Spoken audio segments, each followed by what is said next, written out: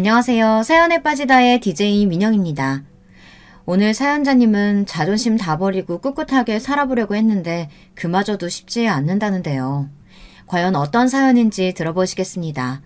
오늘도 2가지 사연 준비되어 있는데요. 끝까지 들어주실 거죠? 그럼 바로 시작할게요. 구독과 좋아요 잊지 말고 꾹꾹 눌러주세요. 안녕하세요. 저는 40대 유부녀입니다.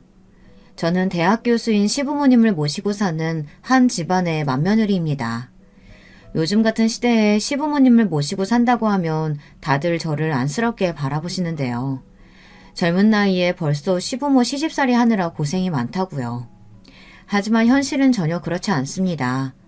저와 남편이 시부모님을 모신다기보다는 시부모님 댁에 저희가 얹혀 사는 거나 다름없어요. 남편과 저는 직장 생활을 하다가 만났습니다. 결혼하고도 둘 다 직장 생활을 하며 아들 하나 낳고 잘 살고 있었는데요. 얼마 전에 다니던 회사가 부도 처리가 돼서 둘 다 동시에 직장을 잃고 말았어요. 저희 부부는 당장 재취업을 하겠다고 여기저기 이력서부터 넣었습니다. 하지만 나이도 있고 경력도 있다 보니 그마저도 쉽지 않았어요. 그런데 엎친 데 덮친 격으로 집까지 날리고 말았습니다. 당시에 저희 부부에게 아파트가 하나 있었는데 사정이 생겨 그 아파트를 급하게 팔아야 하는 상황이 됐어요. 그래서 할 수 없이 시부모님 댁에 들어와 살게 된 거예요. 지금 당장 다른 방법이 없었던 저희 부부는 염치 없지만 감사한 마음으로 아들을 데리고 시댁에 들어갔어요. 지금 당장 급한 건 남편이나 저나 누구라도 빨리 직장을 구해야 했습니다. 저는 아침에 눈만 뜨면 여기저기 이력서를 넣느라 바쁜데 남편은 저와 달리 태평했어요. 우리 이제 나이도 있는데 지금 와서 어느 회사에서 받아주겠어. 우리 그냥 좋은 자리 잡아서 장사나 하자.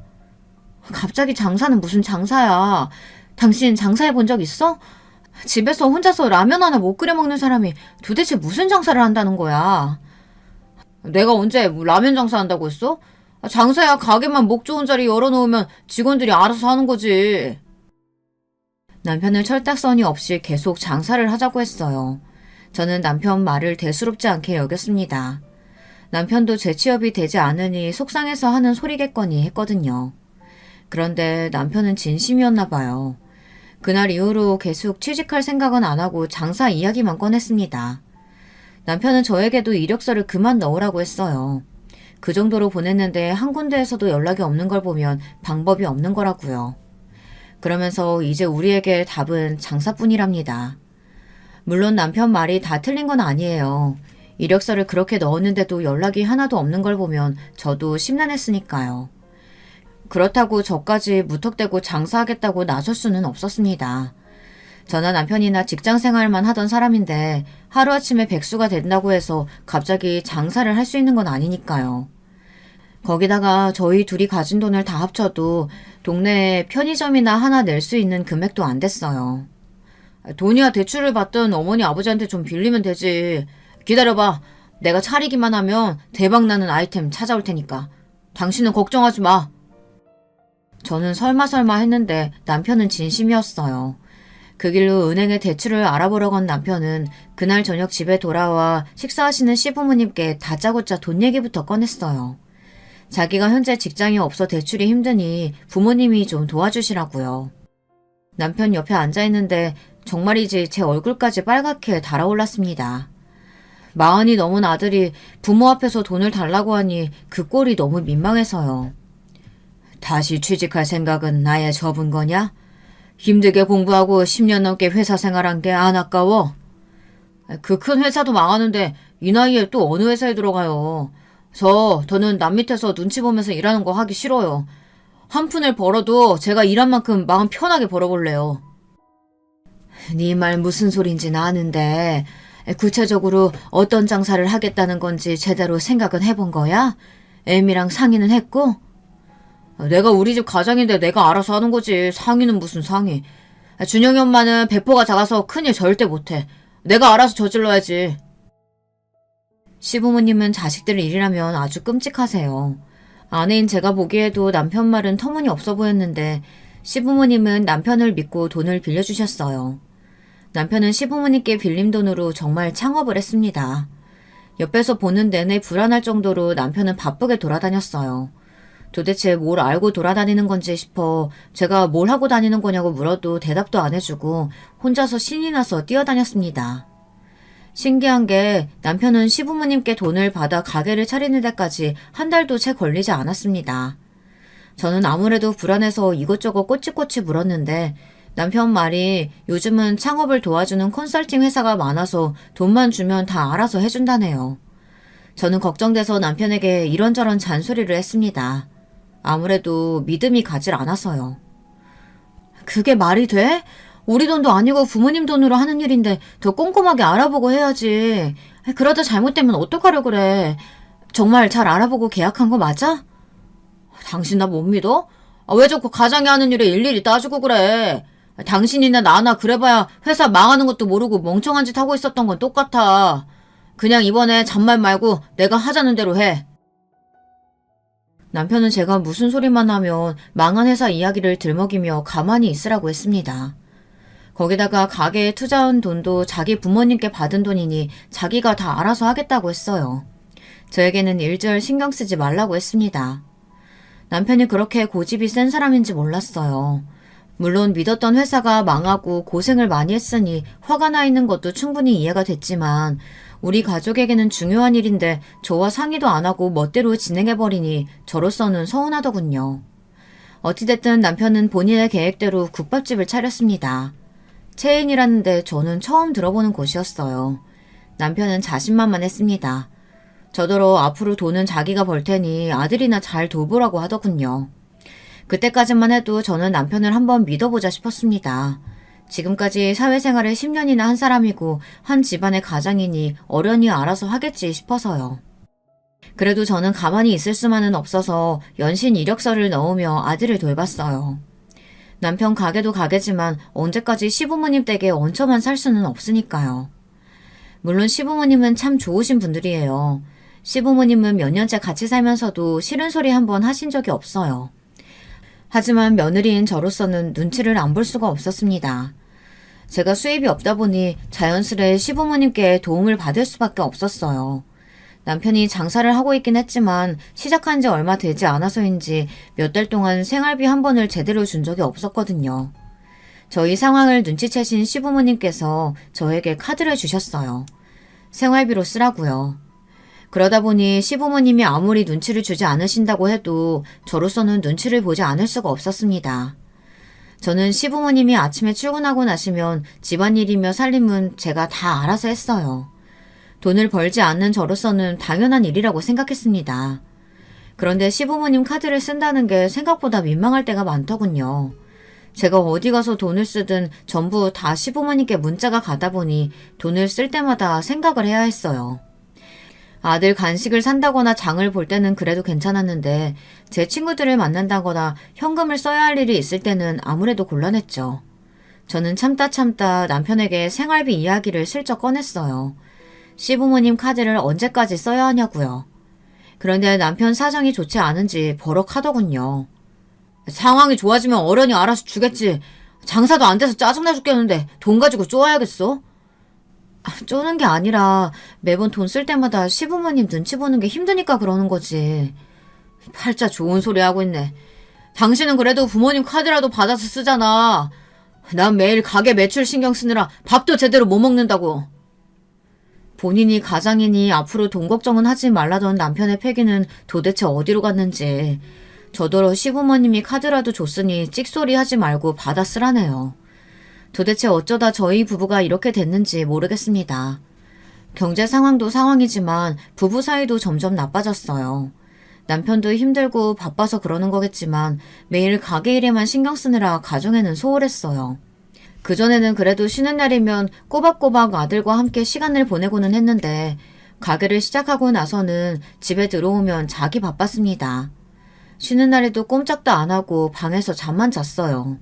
제가 몇 번 깨워서 아들과 시간을 좀 보내라고 해도 남편은 돈도 없는데 어디를 가느냐고 그냥 집에서 영화나 틀어주라고 했습니다. 저는 이대로는 안 되겠다 싶었어요. 이렇게 넋놓고 있다가는 정말 우리 가족에게 희망이 없어 보였습니다. 도저히 남편만 믿고 있을 수는 없어서 저는 아들이 유치원에 가 있는 시간만이라도 일을 해야겠다 싶었습니다. 저는 동네의 작은 마트에서 계산을 받는 아르바이트를 시작했어요. 아르바이트 치고 시급도 더 주고 집에서도 가까워서 저는 만족스러웠습니다. 이렇게 해서라도 현금을 조금이라도 모아둬야 나중에 아들 학원이라도 보내줄 수 있을 것 같아서요. 그런데 그마저도 녹록치 않았습니다. 저는 제가 아르바이트를 하는 게 별일 아니라고 생각했는데 시부모님이 느끼시기에는 그렇지 않았나 봐요. 제가 마트에서 일하고 있다는 사실을 동네 분들에게 들어 알게 되신 시부모님께서 결혼하고 처음으로 제게 화를 내셨어요. 너 힘들까봐 우리가 알아서 카드까지 줬는데 동네 마트 나가서 일하면 어쩌자는 거야? 이 동네가 얼마나 좁은 동네인지 몰라서 그래? 어머님, 아버님이 도와주시는 건 너무 감사해요. 그런데 저로서는 시부모님이 나가서 일하시는데 젊은 며느리가 집에서 놀고 있는 게 아무래도 죄송해서요. 네가 하나는 알고 둘은 모르는구나. 네가 우리 집 며느리인 거 이 동네 사람들 다 아는데 교수 시부모가 며느리 마트에서 일하게 한다고 얼마나 다들 뒤에서 수근거리겠어. 듣고 보니 제가 생각이 짧았습니다. 제가 미처 시부모님 생각을 못했어요. 시부모님은 결혼하신 이후 내내 이 동네에서 사셨는데요. 두 분 다 직업도 교수님인데다가 인품도 훌륭해서 동네에서 아주 평판이 좋았습니다. 제가 시부모님 며느리라는 걸 웬만한 동네 사람들은 다 아는데 대단한 교수집 며느리가 마트에서 아르바이트 한다고 하면 시부모님이 민망하실 게 당연했어요. 애미야, 네가 카드만 줘서 아무래도 불편했나 보구나. 여보, 아예 생활비를 좀 넉넉하게 줘, 넉넉하게. 더군다나 시아버지는 제가 시부모님께서 주신 카드가 부족해서 돈을 벌러 다니신다고 생각하셨어요. 시어머니에게 아예 현금으로 넉넉하게 주라고까지 하셨습니다. 저는 너무 부끄러웠어요. 제가 이 정도로 짐이 되는 사람인가 싶어서요. 저는 시부모님께 죄송해서 어떻게든 시부모님께 도움이 되고 싶었습니다. 그래서 그날부터는 시부모님이 시키지 않으셔도 제가 알아서 시부모님 뒤치다꺼리를 했어요. 집안 살림은 물론이고 시부모님 은행 업무나 세탁, 세차 등등 모든 것을 가리지 않고 도와드리며 비서처럼 일했습니다. 그리고 저도 그 전으로 돌아가기 위해 노력했어요. 제 능력으로 취직이 안 되면 다른 공부라도 해서 다시 시작하고 싶었어요. 그러던 중에 시동생이 결혼을 하게 됐어요. 그때도 바쁜 시부모님을 대신해 제가 도울 수 있는 일은 다 도왔습니다. 시동생이랑 동서도 바빠서 결혼 준비를 하기 어려웠거든요. 시동생은 변호사고 동서는 유명한 의류 매장 사장이에요. 알고 보니 동서의 친정아버지가 패션 회사를 운영하신다고 하더라고요. 동서는 흔한 금수저였어요. 시동생과 동서는 신혼집으로 동서가 원래 살던 집에 들어가 살기로 했대요. 동서가 청담동 토박이라 그 땅값 비싼 청담동 한복판에 30억 넘는 아파트에 살고 있더라고요. 동서가 살던 집으로 시동생이 들어가 사는 게 시부모님은 아무래도 신경 쓰이셨는지 동서 집의 인테리어를 새로 해주기로 하셨어요. 저도 나중에 들은 이야기인데 동서네 처가가 워낙 잘 살다 보니 결혼 준비하는데도 양가가 의견 차이가 좀 있었나 봐요. 동서가 결혼식장이나 신혼여행을 초호화로 하겠다고 해서 시부모님이 좀 당황하셨나 보더라고요. 사업이야 사업하는 분이시라 상관없겠지만 우리는 둘 다 교육자다 보니 몇 천씩 들어가는 호텔 결혼식은 좀 부담되는구나. 오시는 손님들 보기에도 좀 민망하고. 시아버지는 애둘러 말씀하셨어요. 시부모님이 경제적으로 여유가 없으시진 않아도 식사비로 몇 천이나 들어가는 호텔 결혼식은 부담된다고요. 그런데도 동서는 아랑곳하지 않았습니다. 에이, 아버님, 그런 거면 진작 말씀하시지 그랬어요. 제가 아버지한테 말씀드려서 신랑 쪽 식사도 우리가 다 계산하시라고 할게요. 저는 무슨 일이 있어도 꼭 그 호텔에서 결혼해야 돼요. 저보다 못 사는 제 친구들도 다 거기서 했단 말이에요. 결혼식이 새 옷 사는 것도 아니고 친구가 했다고 해서 다 따라한다는 게 말이 되니? 양가 형편이 다 다른 거니까 서로 맞춰서 하자. 동서 말이 말도 안 된다며 인상을 구긴 시어머니가 호텔은 절대 안 된다고 다시 다른 식장으로 알아보자고 하셨어요. 그 순간 동서가 기분이 상했는지 표정이 일그러지더군요. 그러더니 한다는 소리가 기가 막혔습니다. 어머니 말대로 서로 맞추려고 이러는 건데요. 우리 집도 수준이라는 게 있는데 왜 어머님 때문에 우리 집 수준을 낮춰야 해요? 저는 제 수준 낮출 생각 없으니까 그냥 제가 맞춰드리는 대로 하세요. 순간 그 자리에 있던 식구들 표정이 다들 어안이 벙벙해져서 벌어진 입을 다물지 못했습니다. 시부모님도 마찬가지였고요. 시동생이 애써 말을 돌려보려고 했지만 이미 분위기는 좋지 않았어요. 시야가 워낙 거침이 없고 자신감이 넘쳐서 그래요. 장인어른도 주변에 보는 눈이 많아서 호텔에서 해야 한다고 하시는 거니까 조금만 이해해 주세요. 시어머니는 동서에게 하고 싶은 말이 많으신 것 같았지만 시아버지의 눈짓에 애써 참았습니다. 그래, 우리가 너무 우리 집 생각만 했다. 사업하시는 분은 또 나름대로 다 사정이 있으실 텐데.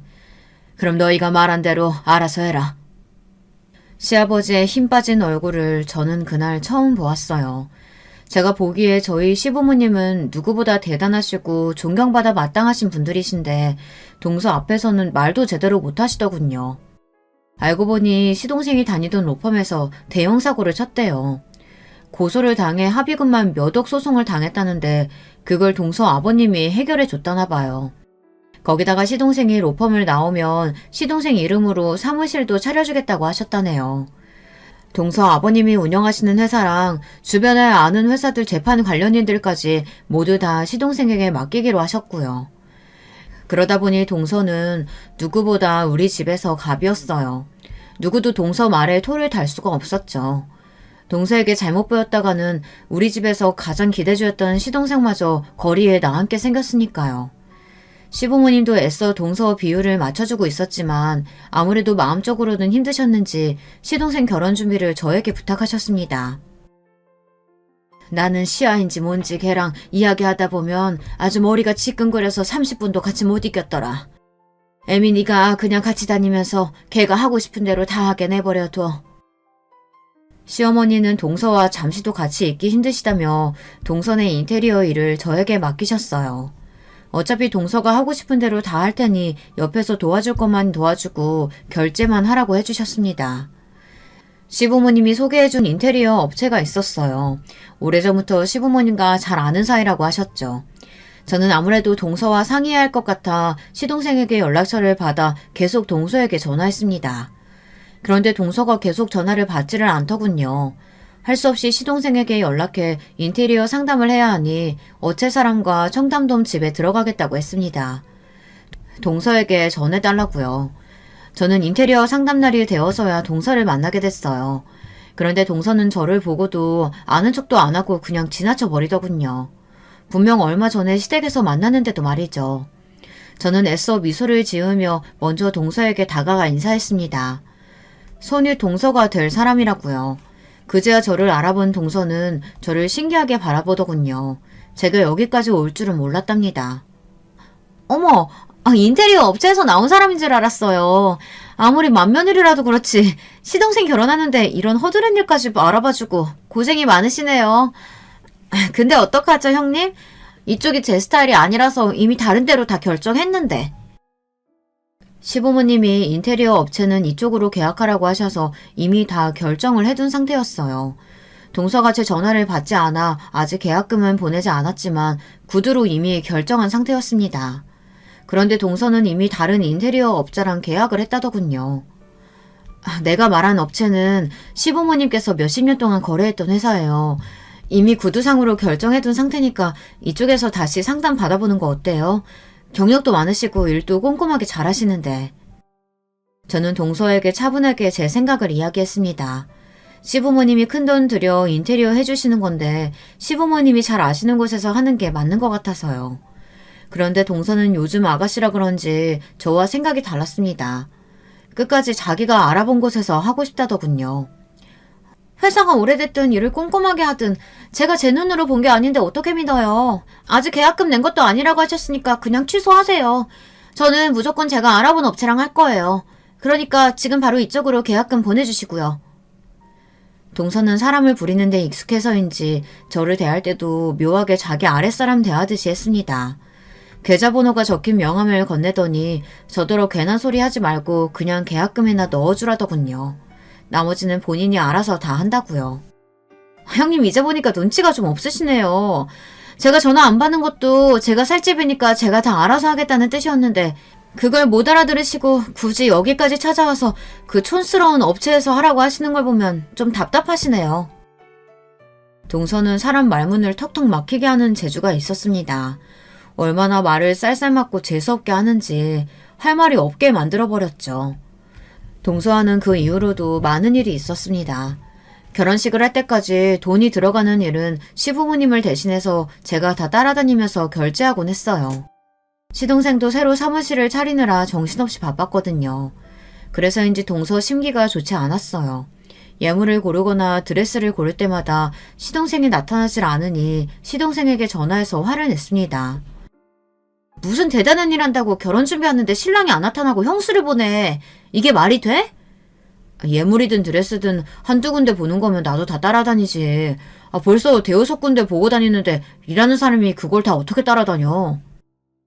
항상 잘 참았던 시동생도 그날은 참기 힘들었는지 결국은 화를 내더군요. 제가 보기에도 동서가 심하긴 심했어요.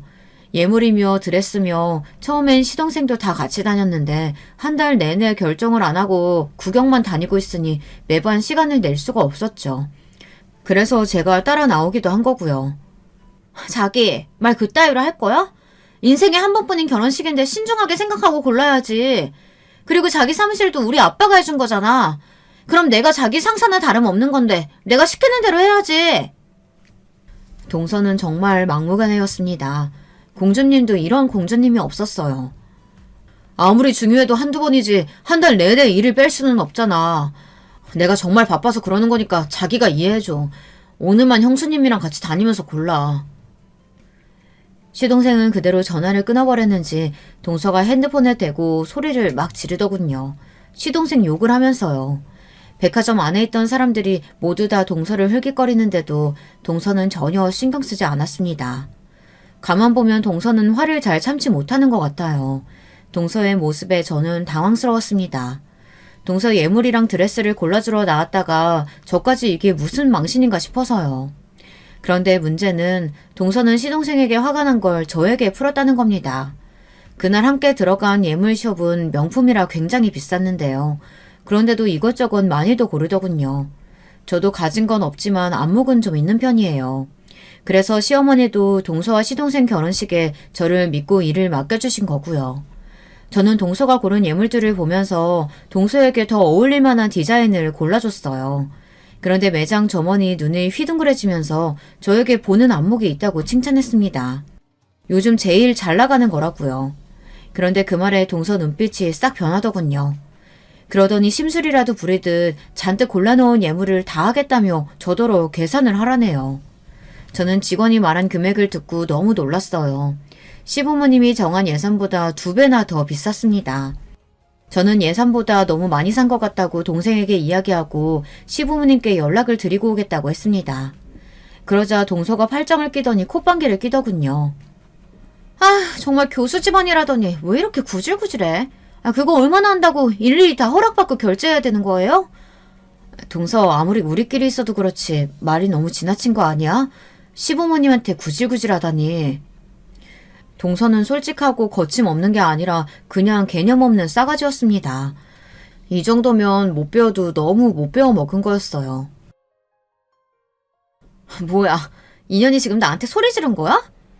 내가 형님이라고 불러주니까 진짜 자기가 내 형님이라도 되는 줄 아나. 야, 너 직장도 잘려서 집도 날리고 시댁에 들어가서 빌부터 사는 거라며. 그런 주제에 어디서 훈계질이야. 저는 순간 제 두 귀를 의심했습니다. 동서가 정말 저에게 하는 말이 맞나 싶어서요. 동서는 백화점 명품관 앞에서 저에게 삿대질을 하며 쏘아붙였습니다. 저는 너무 놀라서 동서에게 한마디도 못하고 그대로 집에 왔어요. 얼마나 놀랐는지 집에 올 때까지도 손이 덜덜 떨렸습니다. 동서는 저보다 10살이 어려요. 새까맣게 어린 친구가 자기한테 소리 좀 질렀다고 저더러 소리를 지르며 막말을 하는데 정말 어떻게 해야 할 줄 모르겠더라고요. 그런데 그날 저녁 더 당황스러운 일이 생겼습니다.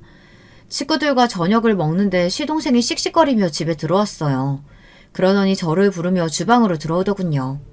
형수, 도대체 우리 시아한테 뭘 어떻게 한 거예요? 시아가 다시는 형수 얼굴 보고 싶지 않다고 앞으로 형수랑 마주치게 하면 나랑 결혼 안 한대요. 오늘 백화점에서 뭘 어떻게 하셨길래 그래요? 적반하장도 유분수지.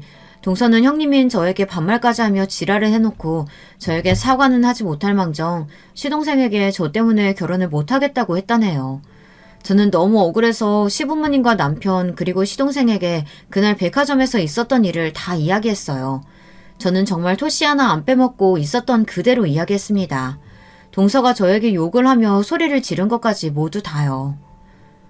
아유, 정말 시아게는 도대체 가정교육을 어떻게 받은 거니? 정신이 있는 애야 없는 애야? 너 정말 걔랑 결혼할 생각이야? 다행히도 시어머니는 제 편을 들어주셨습니다. 안 그래도 동서가 마음에 안 드셨으니 이 기회에 결혼을 다시 생각해보는 게 어떠냐고요. 그런데 그때 시동생이 난리가 났습니다. 시아 없으면 나 앞으로 어떻게 살라고요? 어머니 아버지가 제 변호사 사무실 차려주실 수 있어요? 무조건 승소할 만한 사건 물어다 주실 수 있냐고요. 저 도와주실 거 아니면 방해는 하지 마세요. 시아는 저한테 지금 마지막 동아줄이에요. 저는 무조건 시아랑 결혼할 거니까 형수님 지금 당장 시아한테 연락해서 제대로 사과하세요.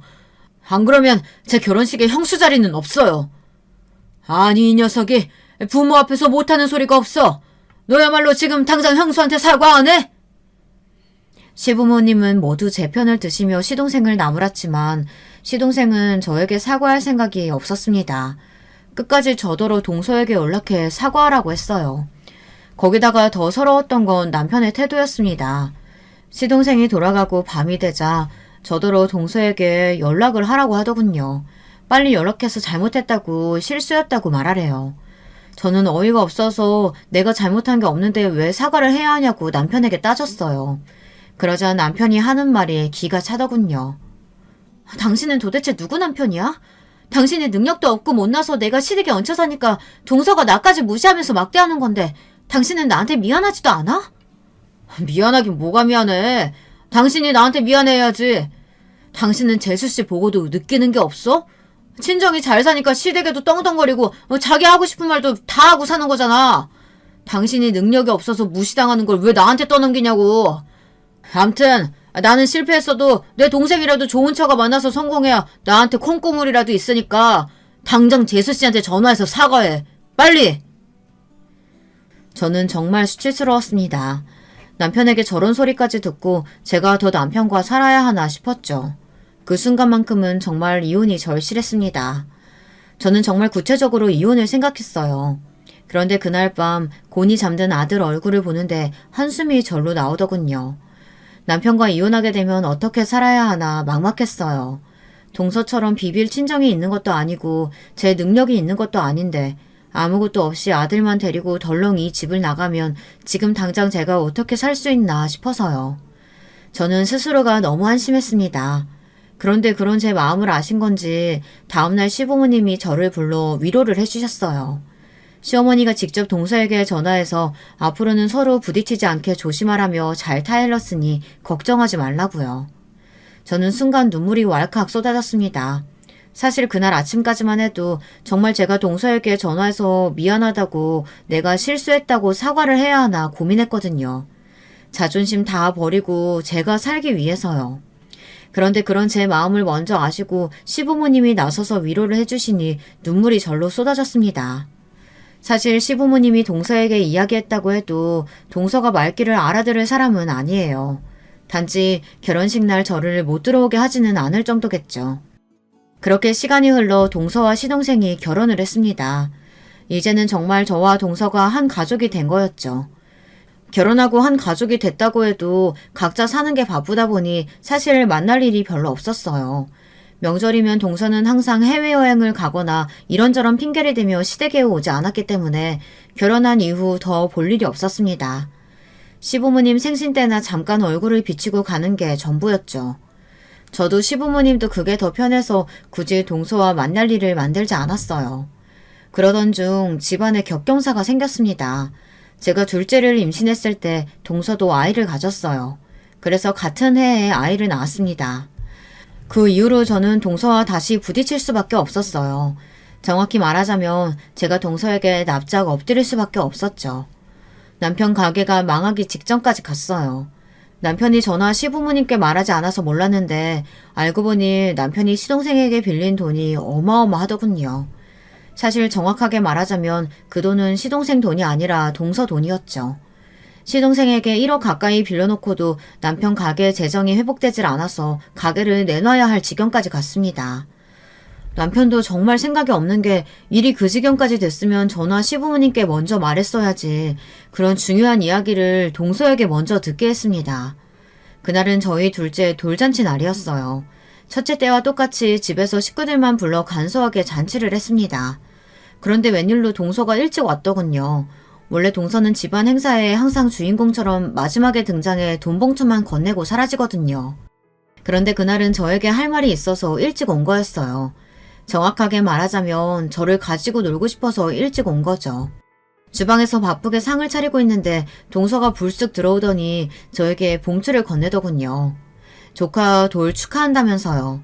저는 좋은 날이니 애써 웃으며 고맙다며 봉투를 받았습니다. 그런데 이상한 게 봉투가 좀 가벼웠어요. 마치 안에 아무것도 들어있지 않은 것처럼요. 제 예상이 맞았습니다. 봉투엔 아무것도 들어있지 않았어요. 저는 동서가 실수로 다른 봉투를 건넨 건가 싶어 봉투를 동서에게 보여줬습니다.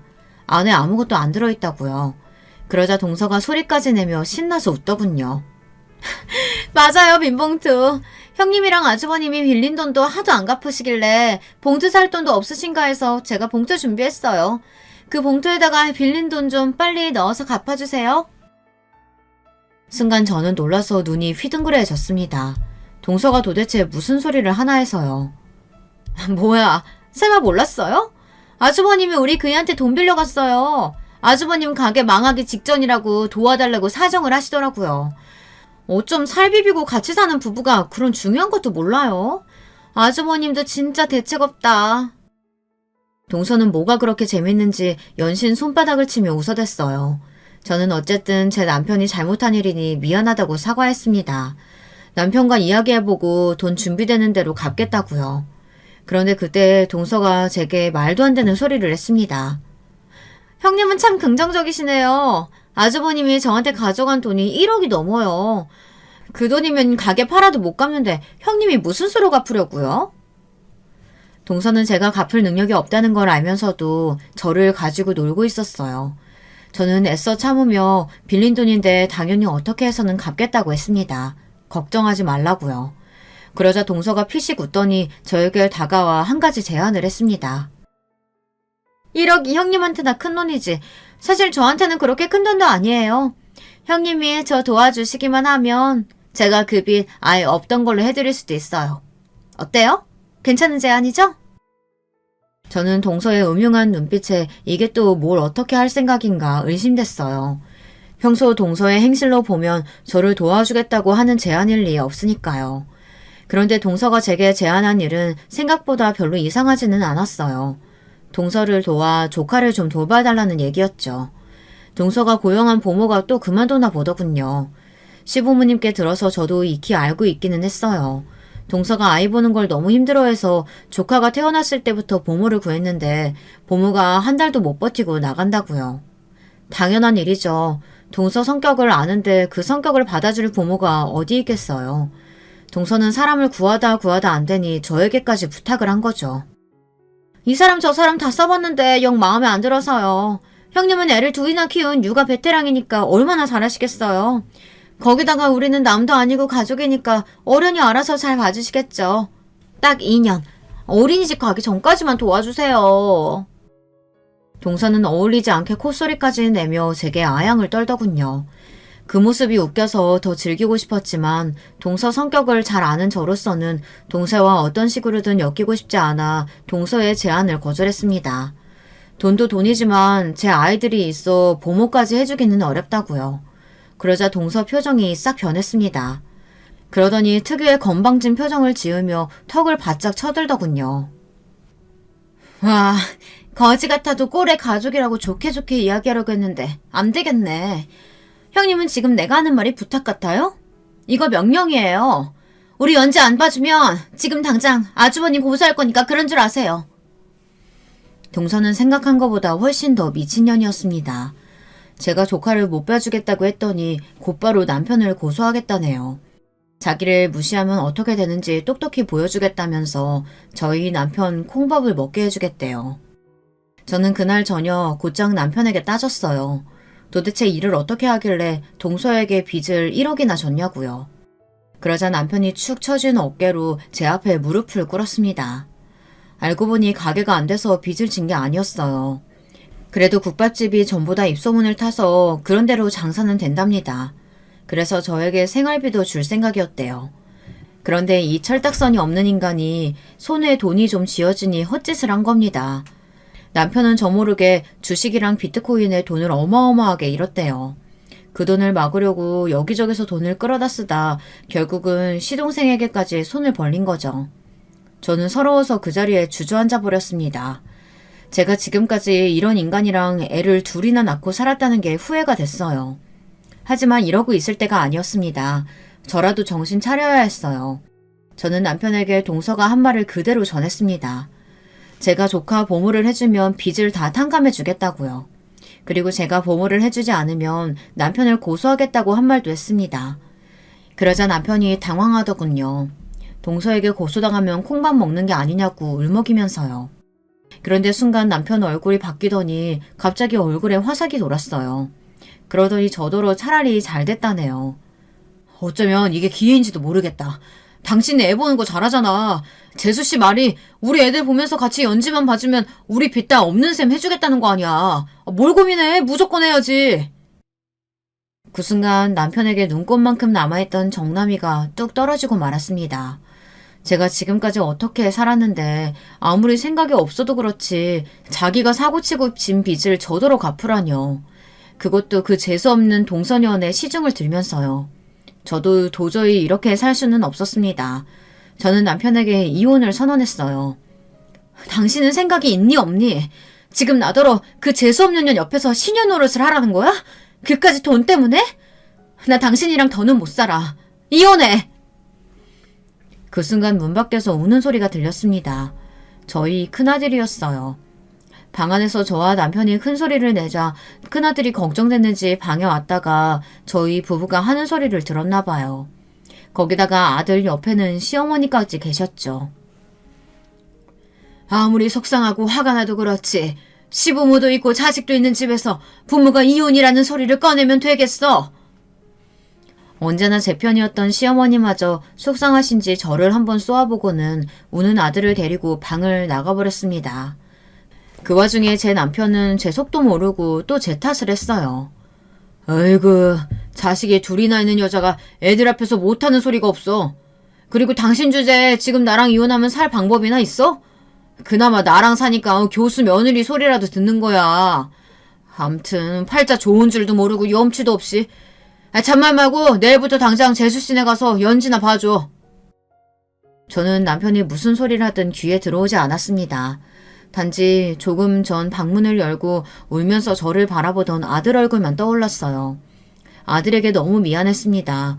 평소 씩씩해서 넘어져도 울지 않는 아이인데 엄마 아빠가 싸우고 이혼한다는 소리를 들었으니 얼마나 무섭고 속상할까 싶어서요. 다음날 저는 첫째를 유치원에 보내고 둘째를 데리고 동서네 집에 갔습니다. 저를 위해서가 아니라 제 아이들을 위해 동서의 제안을 받아들이기로 했어요. 남편도 제가 조카를 봐주고 빚을 정리하면 앞으로는 절대 주식이든 비트코인이든 손에 대지 않겠다고 약속했거든요. 사실 남편을 믿는 건 아니지만 저는 제 자식들을 위해 다시 한번 살아보기로 했습니다. 남편 말대로 제가 지금 당장 이혼하면 아들 둘 데리고 갈 곳도 없으니까요. 저는 제 거지 같은 팔자를 탓하며 동선의 집에서 조카를 보기 시작했습니다. 사실 동선의 집에서 조카를 보며 일일이 다 말할 수도 없을 정도로 모진 취급을 받으며 일했습니다. 저도 어차피 돈을 갚겠다는 마음 먹고 온 거 웬만한 건 다 꾹 참았습니다. 조카 보는 거 가지고 이거 먹여라 이거 입혀라 잔소리하는 건 다 참을 수 있었어요. 그런데 은근히 제 아들과 차별을 두고 키우라는 식으로 이야기하는 건 못 참겠더라고요. 한 번은 제 아들이 놀다 속이 안 좋아서 이유식 먹을 거를 옷에 다 토했는데요. 제가 여벌옷을 안 가지고 와서 조카 옷을 좀 입혔습니다. 그랬더니 동서가 아주 노발대발 난리를 치더군요. 저는 옷이 아까워서 일어나 싶어 제가 오늘만 입고 빨아다 가져다 주겠다고 했어요. 그러자 동서는 기가 막힌다는 듯 코웃음을 쳤어요. 아, 진짜! 비싼 건데 옷 다 버렸네. 그거 그냥 가져가서 준우 입혀요. 준우 입던 걸 우리 연지를 어떻게 다시 입혀요? 저는 동서가 한 말을 곱씹으며 생각했습니다. 도대체 무슨 뜻으로 하는 소리인가 싶어서요. 그런데 동서 말은 제 아들이 입은 옷은 절대 자기 딸한테 다시 입힐 수 없다는 소리였어요. 마치 오염이라도 된 것처럼 가져다 입히고 버리라는 이야기였습니다. 그뿐만이 아니었어요. 먹는 것도 제 아들이 먹는 간식이나 이유식을 조카한테 같이 먹으려고 하면 난리를 쳤습니다. 자기 딸이 먹는 건 따로 있으니 절대 같이 먹이지 말라고 했어요. 순간순간 다 때려치우고 뛰쳐나가고 싶을 때가 한두 번이 아니었지만 참아야 했습니다. 동서와 계약한 기간이 아직 1년이나 남았으니까요. 1년만 꾹 참으면 빚도 다 사라지고 저는 자유였어요. 그런데 그 1년이 마치 10년처럼 길게 느껴졌습니다. 동서는 겪으면 겪을수록 제정신이 아니었어요. 가만 보면 동서는 명품에 미친 사람 같았습니다. 제가 동서 집에 1년 가까이 왔다 갔다 했는데 의류 매장을 운영한다는 소리만 들었지 실질적으로 일하러 나가는 건 본 적이 한 번도 없어요. 매일 집구석에서 잠만 자고 핸드폰만 하다 오후 되면 출근하듯 백화점에 갔습니다. 처음에는 자기 혼자 다니더니만 언제부턴가는 심심한지 자꾸만 저를 끌고 가더군요. 해보신 분들은 아시겠지만 애 둘 데리고 백화점에 가기란 여간 힘든 게 아니에요. 저는 유모차에 조카를 태우고 등에 제 아들 아기띠로 업고 매일같이 동서를 따라다녔습니다. 동서는 밥도 안 먹고 4-5시간을 쇼핑만 했어요. 저는 동서 옆을 졸졸 따라다니면서 동서가 산 물건들까지 다 들고 짐꾼 노릇을 해야 했습니다. 거기다가 틈틈이 아이들 기저귀도 갈고 이유식까지 먹여야 했어요. 한 번은 저희 아들이 응가를 해서 기저귀를 갈아야 하는데 동서가 자기가 옷을 고를 때까지 기다리라고 해서 아들 엉덩이에 습진이 생긴 적까지 있었어요. 그 이후로는 제 아들이랑 조카를 둘 다 유모차에 태우려고 쌍둥이 유모차를 구매하려고 했는데 동서가 그건 절대로 안 된다고 하더군요. 아, 정말 생각이 있어 없어? 준우랑 우리 연지가 쌍둥이도 아닌데 왜 쌍둥이 유모차에 태워? 사람들이 둘이 형제를 오해하면 어떡하라고? 언제부턴가는 동서가 저에게 반말을 하기 시작했어요. 제가 기분이 상해서 왜 말을 놓냐고 하면 동서는 정색하면서 저에게 서운하다고 했어요. 어머, 우리가 같이 한 세월이 얼만데 형님이 꼭 우리 언니 같아서 하는 소린데 서운하게 왜 그래? 동서는 이길 수가 없었어요. 제가 조금만 표정이 달라지고 언성을 내면 금세 아양을 떨며 옷이며 가방 같은 걸 하나씩 사줬어요. 그러다가 제가 좀 말을 잘 들어주면 금세 또 지랄지랄 재수없게 굴었죠. 저는 하루빨리 시간이 후다닥 지나서 1년이 지나기만을 바랬습니다. 그런데 그러던 어느 날이었어요. 일이 터지고 말았습니다. 그날도 애들을 데리고 동서와 백화점에 갔는데 그날따라 조카 연지가 몸이 안 좋은지 많이 보챘어요. 알고 보니 새벽에 연지가 열이 나서 동서가 한숨도 못 잤다고 짜증을 내더라고요. 아, 밤새 애 보느라 짜증나서 혼났네. 오늘 스트레스 풀려고 나온 거니까 잔말 말고 잘 쫓아와요. 동서는 잠을 못 자서 그런지 평소보다 훨씬 더 까칠했습니다. 물건도 더 많이 사고요. 반면 저는 혹시나 연지가 열이 나는 게 아닌가 신경 쓰여 연신 이마를 만졌습니다. 그런데 그럴 때마다 동서가 저에게 소리를 쳤어요. 왜 자꾸 더러운 손으로 애 머리를 만지냐고요. 저는 연지가 열이 나는 것 같아 신경이 쓰여서 그런다고 했습니다. 그러자 동서는 말도 안 되는 소리 하지 말고 집이나 들으라며 저에게 쇼핑백을 건넸어요. 그런데 그 순간 동서가 한 번에 너무 많은 쇼핑백을 저에게 건네서 그만 제가 들고 있던 동서 가방을 바닥에 떨어뜨리고 말았습니다. 동서가 평소 제일 아끼던 샤넬백이었어요. 그때 동서가 갑자기 제 어깨를 세게 밀쳤어요. 뭐 하는 짓이냐고요. 그러더니 동서는 넘지 말아야 할 선을 넘고 말았습니다. 아, 정말 이년아, 정신 똑바로 안 차려? 이 가방 얼마짜린 줄 알아? 너 팔아도 못 사. 순간 저는 너무 놀라서 넋이 다 나갔습니다. 지금까지 동서에게 별의별 소리를 다 들었지만 또 욕을 듣게 될 줄은 몰랐으니까요. 그런데 그때였어요. 사모님, 오랜만에 뵙습니다. 왜 이렇게 오랜만에 오셨어요? 제가 차 한잔 대접할게요. VIP실로 지금 당장 모시겠습니다. 저를 알아본 백화점 상무에게 동서는 말도 안 되는 소리를 한다며 사람 잘못 본 거라고 웃었어요. 제가 사모님을 왜 몰라 뵙겠어요. 몇 년 전까지 우리 백화점 최고 VIP 고객님이신데. 네? 그게 도대체 무슨... 맞습니다. 사실은 제가 몇 년 전까지만 해도 이 백화점에 살다시피 한 VIP 고객이 맞아요. 사실 저와 남편이 다녔던 반도체 회사는 이름만 들어도 아는 기업이에요. 그 기업이 바로 저희 친정아버지가 운영했던 회사입니다. 아버지가 중국 시장 쪽으로 사업을 확장하시다가 무리하시는 바람에 잘못돼서 갑자기 망해버렸어요. 아무리 잘 나가던 사람도 망하는 건 한순간이더군요. 그 일로 친정엄마는 정신줄을 놓으셔 정신병원에 들어가셨고 아버지는 연락두절 상태예요. 그래서 당시에 급한 돈을 메꾸느라 결혼할 때 아버지가 사준 아파트까지 판 거고요. 시댁에서도 많이 도와주셨습니다. 친정 사정을 아시는 시부모님은 일절 저에게 그때 일을 이야기하지 않으십니다. 그 일로 저희 친정이 얼마나 품비박산 났는지 누구보다 잘 아시니까요. 그래서 동서나 시동생에게 말하지 않았던 거고요. 제가 고객님 덕분에 상무 승진된 거잖아요. 항상 감사하게 생각하고 있어요. 한번 뵈면 꼭 은혜 갚으려고 했는데 이렇게 뵙네요. 이거 백화점 VIP 라운지 이용권인데 언제든 놀러 오세요.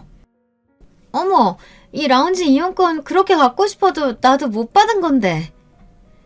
동서가 철딱서니가 없긴 없어요. 그 와중에 제 덕분에 라운지 이용권이 생겼다고 좋아하면서 저를 보는 눈빛이 달라지더군요. 동서가 하도 꼬치꼬치 물어서 옛날 이야기를 좀 해줬더니 한다는 소리가 기가 막혔습니다. 이제야 이해가 됐네. 형님이 쥐뿔도 없으면서 논도 높고 안목이 좀 있다 싶었더니 이게 다 나랑 같은 부류라서 그랬구나? 돈 많은 집에서 편하게 살다가 갑자기 거지 됐으면 진짜 힘들었겠다. 동서는 그날부터 저를 대하는 방식이 좀 달라졌습니다. 갑자기 저를 불쌍하게 여기며 정말 언니처럼 대했어요. 전처럼 막대하지도 않고 재수없게 굴지도 않아요. 거기다가 라운지에 올라갈 때마다 제 덕분이라고 팔짱까지 꼈습니다. 가장 달라진 건 백화점에 갈 때 조카 유모차를 본인이 끈다는 겁니다. 하지만 이제는 제가 달라졌어요. 동서에게 더는 조카를 보지 않겠다고 했습니다. 제가 잘못 생각했어요. 백화점 상무님이 된 직원을 만나고 나니 예전에 당당했던 제 모습이 떠올랐습니다. 그때 제가 돈이 많아서 당당했던 것만은 아니었어요. 저는 동서랑은 다른 사람입니다. 저는 돈이 있든 없든 정직하고 올바르게 살아온 사람이에요. 돈 좀 없다고 해서 동서 앞에서 처량하게 살 사람이 아니라는 거죠. 더는 동서네 집에 안 올 거니까 내 남편 고소할 거면 고소해. 동서가 무슨 짓을 해도 더는 동서 시녀 노릇 안 할 거니까. 그날 이후 저는 동서가 당연히 남편을 고소하고 치사하게 나올 줄 알았어요. 그런데 웬일로 동서는 그냥 넘어갔습니다. 그때 백화점에서 받은 VIP 라운지 이용권만 넘기면 그냥 넘어가 주겠다고 하더군요. 동서도 이제 슬슬 철이 드나 봐요. 저는 요즘 나름대로 잘 지내고 있습니다. 남편도 똑같고 동서도 똑같지만 제 마음이 달라졌어요. 가진 건 없지만 예전의 저로 돌아왔습니다. 당당하고 올바르게 살아가고 있고요. 그리고 다시 이력서도 넣고 있습니다. 아직 연락이 오는 것은 없지만 그래도 포기하지 않고 다시 취업에 성공할 거예요. 여러분이 이런 저를 응원해주세요. 취직도 될 거고 다시 돈도 모아 아이들과 살 집도 구하게 될 거라고요. 지금까지 저희 이야기 들어주셔서 감사합니다. 여러분들도 젊은 날에 당당했던 본인의 모습을 되찾을 수 있기를 바라겠습니다. 여러분, 두 번째 사연 시작하기 전에 좋아요, 구독 꼭 눌러주실 거죠? 그럼 두 번째 사연 바로 시작합니다. 안녕하세요. 저는 경기도에 살고 있는 30대 초반 여자입니다. 결혼을 일찍 한 편이라 벌써 결혼한 지도 5년이 됐네요.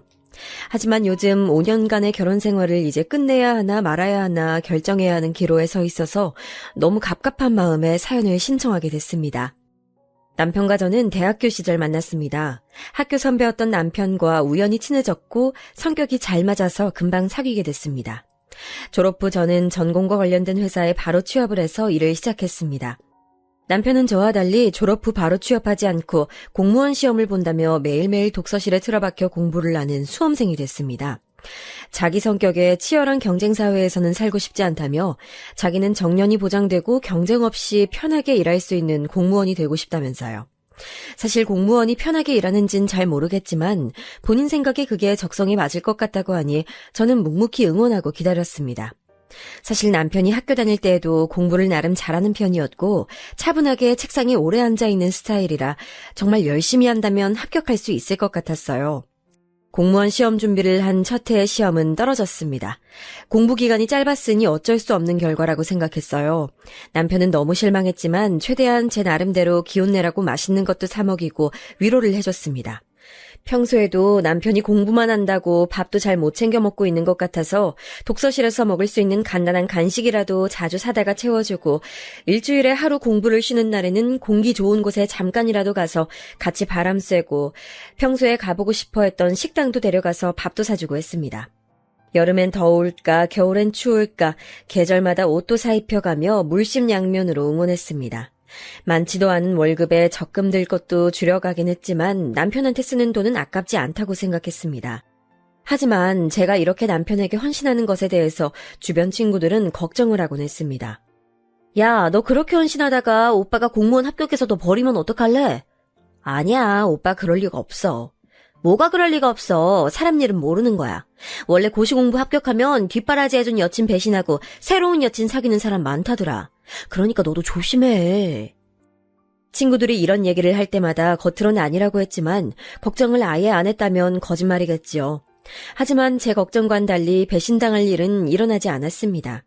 남편이 공무원 시험에 2년 연속 떨어지고 공부를 포기했거든요.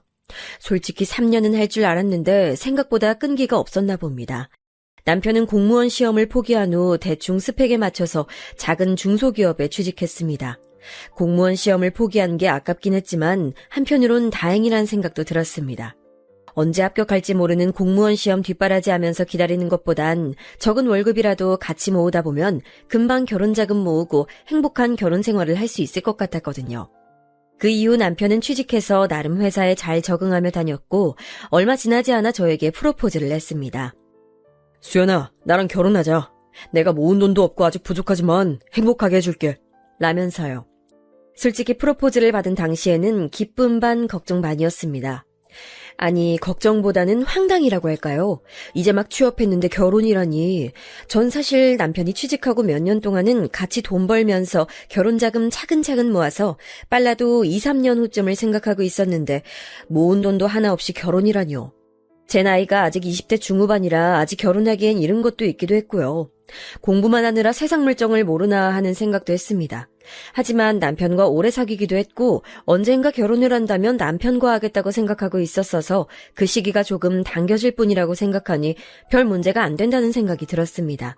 그래서 저는 프로포즈를 받아주고 남편과 서로 결혼에 대해 구체적으로 얘기하게 됐어요. 얘기하다 보니 제일 중요한 건 아무래도 집 문제였습니다. 남편은 이제 막 취업했으니 당연히 모은 돈이 하나도 없었고요. 저도 직장 생활하면서 모은 돈이 약 3천만 원 가량이었습니다. 결혼식 비용에 신혼집까지 구하기엔 택도 없는 돈이었죠. 그때 남편이 말했습니다. 내가 안 그래도 부모님이랑 상의 좀 해봤거든? 그랬더니 좋은 방법이 있더라고. 뭔데? 우리 부모님 집 있잖아. 너도 저번에 한번 와봐서 알지? 거기 방 하나가 남거든? 거기서 당분간 살면서 돈 모으는 건 어때? 뭐? 나보고 시댁에 들어가서 살라고?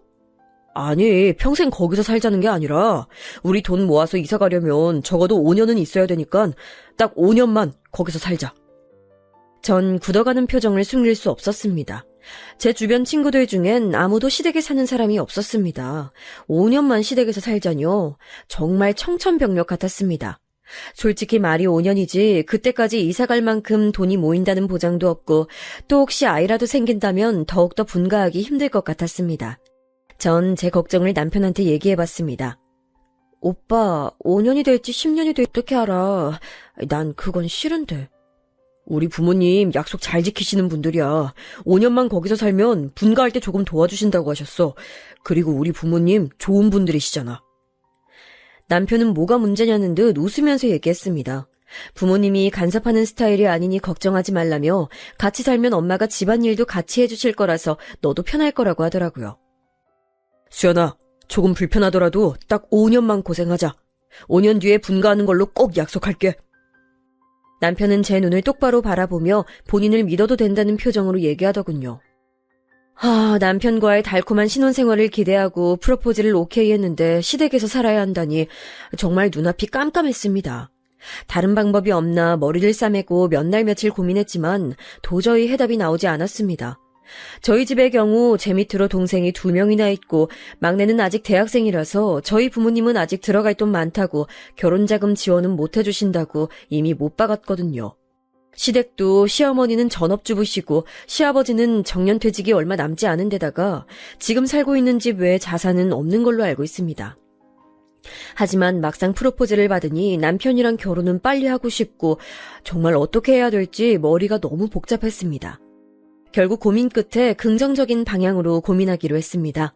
어차피 몇 년 더 돈을 모은다고 해도 제 월급이나 남편 월급이나 고만고만해서 큰 금액은 모을 수 없는 상황이었고 어차피 몇 년 후에도 대출 없인 집 못 살 텐데 그냥 지금 합가하고 같이 돈 모으면 생활비도 줄이고 한 푼이라도 더 모을 수 있을 것 같았습니다. 그리고 5년간 연애하며 남편 부모님과 식사도 몇 번 했지만 나쁘신 분들은 아닌 것처럼 보였고 막상 또 살아보면 별거 아닐 수도 있겠다 하는 생각이 들었습니다. 대신 저는 남편에게 약속을 꼭 지킬 것을 당부했습니다. 오빠가 말한 대로 결혼하고 5년만 시댁에서 살자. 대신에 딱 5년이야. 5년 후엔 모은 돈이 부족해도 무슨 일이 있어도 꼭 분가는 하는 걸로 약속해. 당연하지. 내가 꼭 약속할게. 5년 후에 꼭 분가하자.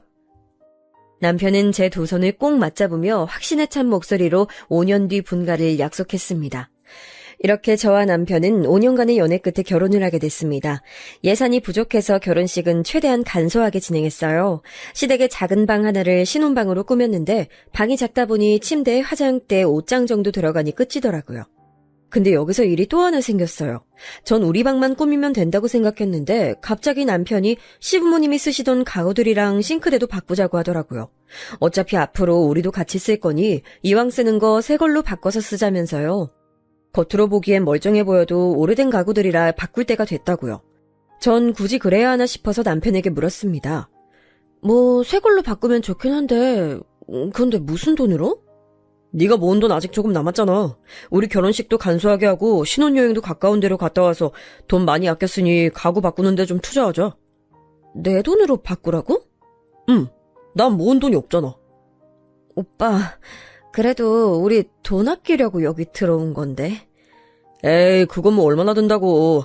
앞으로 내가 열심히 돈 벌고 용돈 아껴 써서 생활비에 최대한 보탤게. 그러니까 우리 새로운 가구로 신혼 느낌 내보자. 거기다 여기엔 시어머니도 한몫했습니다.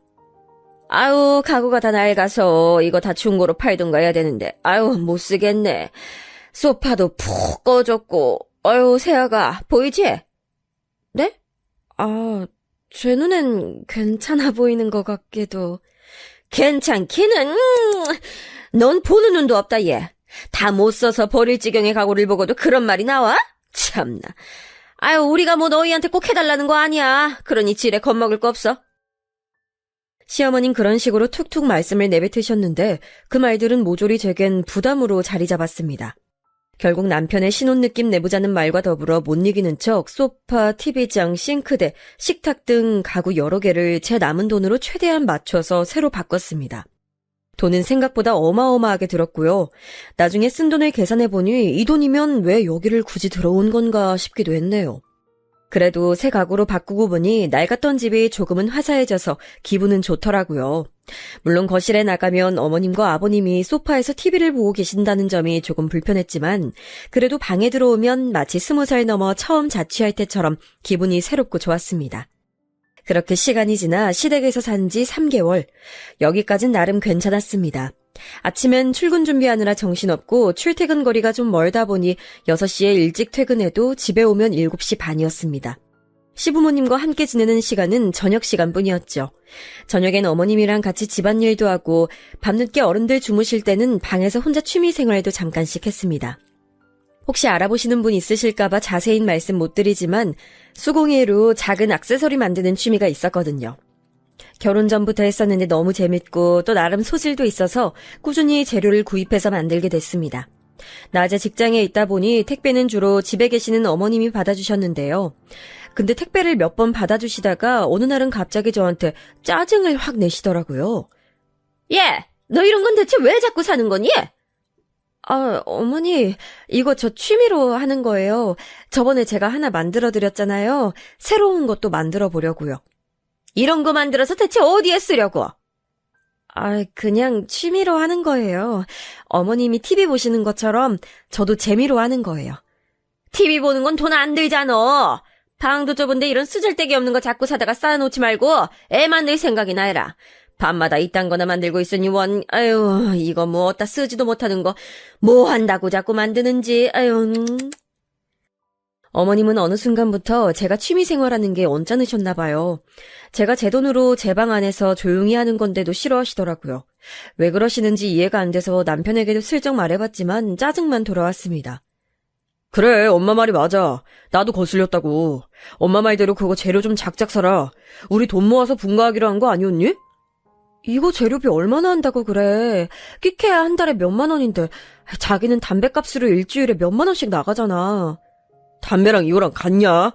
담배는 안 피우면 금단 현상이 있으니까 어쩔 수 없이 피우는 거라고. 그럼 담배를 끊으면 되는 거 아니야. 진짜 어이없네. 아유, 말이 안 통한다. 됐다. 시끄럽게 하지 말고 말 걸지 마. 짜증나니까. 남편은 인상을 팍 쓰더니 이불을 걷어차고 돌아 누웠습니다. 도대체 왜 제가 제 취미 활동으로 이런 구박을 받아야 하는 건지 달래줄 줄 알았던 남편마저 그렇게 말하니 너무 섭섭했어요. 결혼 전에 자상했던 남편은 어느 순간부터 짜증이 늘고 성격이 이상하게 변했습니다. 남편뿐만이 아니었어요. 결혼 초반에는 남편과 싸우면 중재 입장을 취하시던 시부모님도 어느 순간부터는 잘잘못을 따지지 않고 무조건 남편 편을 드시더라고요. 본인 아들이 회사에서 스트레스를 많이 받으니 저보고 이해하라면서요. 저도 맞벌이하니까 스트레스 받는 건 똑같은데 말이죠. 그래도 본인 아들이 성격이 꼼꼼하고 완벽주의 성향이라 저랑 스트레스 받는 양이 다르다네요. 저보고 어디 가서 이렇게 세심하고 꼼꼼한 남편 만날 수 있을 줄 아냐면서 남편이 공무원 합격만 했어도 저랑 결혼하는 거 반대했을 거라는 막말까지 하시더라고요. 어머님, 말씀이 너무 심하신데요? 반대라뇨. 어떻게 그런 말씀을. 예, 내가 누누이 말하잖니. 얘 그릇이 큰 애다. 뭘 해도 될래라고. 근데 네가 괜히 쪼잔스러운 걸로 싸움 걸어 애 스트레스 받게 하고 기죽이면 나가서 일을 제대로 할 수 있겠니? 그게 난 불만이라는 거야.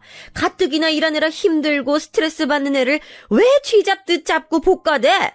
우리 땐 여자면 그저 순종하고 남편 뒷바라지 하는 게 도리였어. 내가 너한테 뭐 큰 거 바랐니? 도리만 하라고, 도리만. 어이가 없어 말이 나오지 않았어요. 이렇게 시부모님이 저를 막대하기 시작하면서 간섭도 점점 심해졌습니다. 나중엔 점잖으시던 아버님까지 가세해서 저를 힘들게 하시더라고요. 심지어 아버님의 행동은 정말 다른 의미에서 소름이 끼쳤습니다. 언젠가부터 아버님은 매일매일 제가 퇴근하는 시간을 30분 단위로 체크하면서 오늘은 왜 늦었는지 본인에게 보고하게끔 하셨습니다. 제가 요새 일이 많아서 그렇다고 하면 저랑 같은 직종에서 일하는 본인 친구 아들에게 전화하여 그 업종이 진짜로 그렇게 일이 많은 건지 묻기도 하고 제 회사 이름을 대면서 그 회사가 정말 바쁜 철이 맞는지 확인해보라는 둥 저의 퇴근 시간에 집착을 하셨습니다. 회사원이 당연히 일이 많으면 야근할 수도 있는 건데 많이도 아니고 한두 시간 야근하고 늦게 끝나는 것도 못 믿어오신지 제 뒷조사를 하고 다니시는 게 너무 소름 돋았습니다. 혹시라도 제가 퇴근하고 남자라도 만나고 다닐까봐 그러시는 걸까요? 언제 한 번은 그걸 물어본 적도 있었어요. 아버님, 왜 자꾸 그러시는 거예요? 제가 혹시 뭐 딴 생각이라도 할까봐요? 저 그런 애 아니에요. 하지만 그때마다 아버님은 헛기침을 하시곤 자기 방으로 들어가 버리시더라고요. 그뿐만 아니었습니다. 도대체 제 앞으로 온 우편물과 택배는 왜 이렇게 마음대로 열어보시는지 제가 낮에 집에 없다 보니 바로바로 확인할 수 없는 걸 굳이 꼭 먼저 열어보시더라고요. 제가 쇼핑몰에서 산 옷들까지 말입니다. 아버님 택배요. 제가 열어봐도 돼요. 혹시 저 번거로울까봐 해주시는 거면 밤에 제가 퇴근하고 와서 해도. 아니 그게 아니고 너 이 옷은 도대체 왜 산 거냐? 보니까 장롱에 네 옷이 수두룩 빽빽이더만. 그건요. 제가 이번에 친구 결혼식을 가서 하객 원피스가 필요해서요. 내 다른 말 안 하마. 결혼한 여자가 자꾸 겉멋에 지중하고 다니는 거 보기 안 좋아. 거의 벽에 대고 말하는 꼴이었어요. 그러면서 이건 왜 샀니 저건 왜 샀니 돈이 남아도냐는 둥 휴대폰 요금 고지서에 이 금액은 뭐냐는 둥 제가 가입한 휴대폰 부가 서비스까지 뭐냐고 참견하고 물으시는데 어떤 건지 하나하나 말씀드려야 했어요. 전 원래 독립적인 성격이라 이렇게 하나하나 참견을 당하는 게 너무 스트레스였습니다. 맘대로 열어보시는 것도 기분이 나빴지만 그걸 또 굳이 저한테 와서 꼬치꼬치 캐묻는 것도 정말 힘들었어요. 대충 대답하고 넘어가려고 해도 원하시는 답이 나올 때까지 물고 늘어지셨거든요. 그러고선 사소한 걸로 꼬투리를 잡고 저를 무능력하고 낭비하는 사람으로 만들고서야 직성이 풀리셨습니다. 정말 이 피말리는 기분을 글로 다 적을 순 없지만 정말 당해보지 않으면 알 수 없는 고통이었습니다. 그리고 결혼 초반에는 집안일도 어머님과 같이 했는데 어느 순간 돌아보니 거의 저 혼자 모든 집안일을 다 하고 있더라고요. 아버님이야 원체 집안일에 손 하나 까딱 안 하시는 분이라 기대도 안 했지만 하루 종일 집에만 계시는 어머님은 제가 이 집에 살기 시작한 지 3달째 됐을 무렵부터 자꾸 여기저기 아프다고 하시기 시작했어요. 어제는 머리가 아프고 오늘은 허리가 아파서 못 움직이시겠다고요. 퇴근하고 집에 가면 설거지거리가 한가득, 빨래가 한가득이었습니다. 심지어 제가 퇴근하기 전에 아버님과 어머님이 먼저 식사를 하시고 그대로 설거지통에 두시는 거였어요. 처음엔 남편도 설거지를 거들어서 하려고 했는데 어머님이 눈치를 몇 번 주니까 남편도 그냥 나 몰라라 하고 침대에 드러눕더라고요. 어머님은 외동아들 손에 물 묻히는 거 싫으시다네요. 그래서 퇴근하고 제 일과는 집에 도착하자마자 겉옷부터 벗고 설거지부터 하는 게 일과였습니다. 설거지를 하고 난 후 밥을 차리고 남편과 함께 밥을 먹고 있으면 어머님이나 아버님이 오늘은 어디가 지저분하더라 청소기 좀 돌려야겠다라고 말씀을 하셨습니다.